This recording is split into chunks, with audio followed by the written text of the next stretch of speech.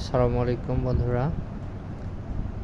আজকে আমি একটু গুরুত্বপূর্ণ টপিক নিয়ে আলোচনা করব, সেটা হচ্ছে প্রাইমারি প্রধান শিক্ষক পদে যে নতুন সার্কুলার দিয়েছে।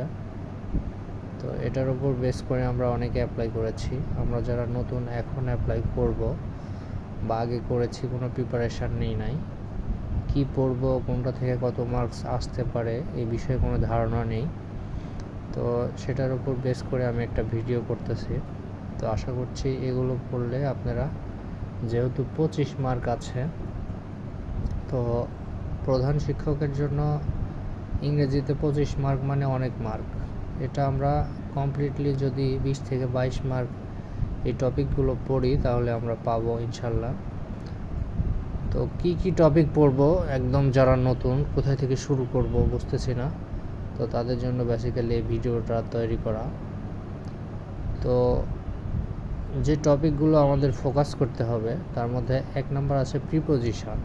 প্রিপোজিশন থেকে আমাদের 1 থেকে 2 মার্ক এটা আসবে। 2 নাম্বারে হচ্ছে ভার্ব পার্টিসিপল, এখান থেকে আমাদের 1 মার্ক আসবে। 3 নাম্বারে আছে হচ্ছে নাউন, প্রোনাউন, অ্যাডজেক্টিভ, অ্যাডভার্ব, এখান থেকে 1 থেকে 2 মার্ক আসার সম্ভাবনা রয়েছে। Tense and right from verb থেকে, এখান থেকে আমাদের সবচেয়ে বেশি গুরুত্বপূর্ণ দিতে হবে। এখান থেকে আমাদের মিনিমাম 2 থেকে 3 মার্কের প্রশ্ন আসবে। তারপর হচ্ছে সাবজেক্ট ভার্ব এগ্রিমেন্ট, এখান থেকে 1 মার্ক আসার সম্ভাবনা রয়েছে। Number and gender, article, determiner, এখান থেকে আমাদের 2 মার্ক আসার সম্ভাবনা রয়েছে। ভয়েস থেকে আমাদের 2 মার্ক আসার সম্ভাবনা রয়েছে। ন্যারেশন থেকে 1 mark. Transformation of sentence and degree, এখান থেকে 1 মার্ক আসতেও পারে, নাও আসতে পারে।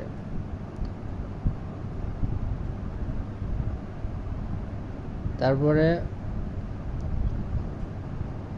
ফেস থেকে আমাদের 1 মার্ক আসার সম্ভাবনা রয়েছে। আর লাস্টে যেটা হচ্ছে সাবজেকশন অ্যান্ড এগ্রিমেন্ট, এখান থেকে আমাদের 1 মার্ক আসার সম্ভাবনা রয়েছে, আসতেও পারে, নাও আসতে পারে।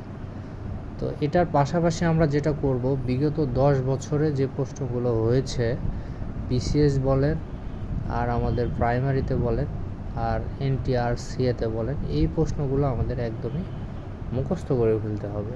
কারণ আমাদের কোনো প্রিপারেশান, যারা নতুন একদম শুরু করব, এগুলো সবগুলো প্রশ্ন পড়লে আমরা ওখান থেকে মিনিমাম কিছু প্রশ্ন কমন পাবো 15 মার্কের মতো। আর বাকি এই টপিকগুলোর উপর ফোকাস করলে আমাদের মার্ক আমরা 25-এ 20 থেকে 22 মার্ক পাওয়ার সম্ভাবনা আমাদের রয়েছে।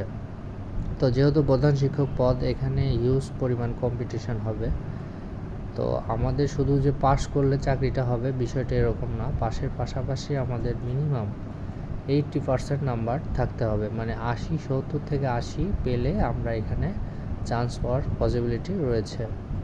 তো এখানে যেহেতু সিনিয়র অনেকে আছে যারা অনেক আগে থেকে প্রিপারেশান নিচ্ছে, যারা বিভিন্ন চাকরি পরীক্ষায় অলরেডি আছে টিকে, তারা এখানে অ্যাপ্লিকেশান করবে। যারা বিসিএস প্রিপারেশান নিচ্ছে তারাও অ্যাপ্লিকেশান করবে।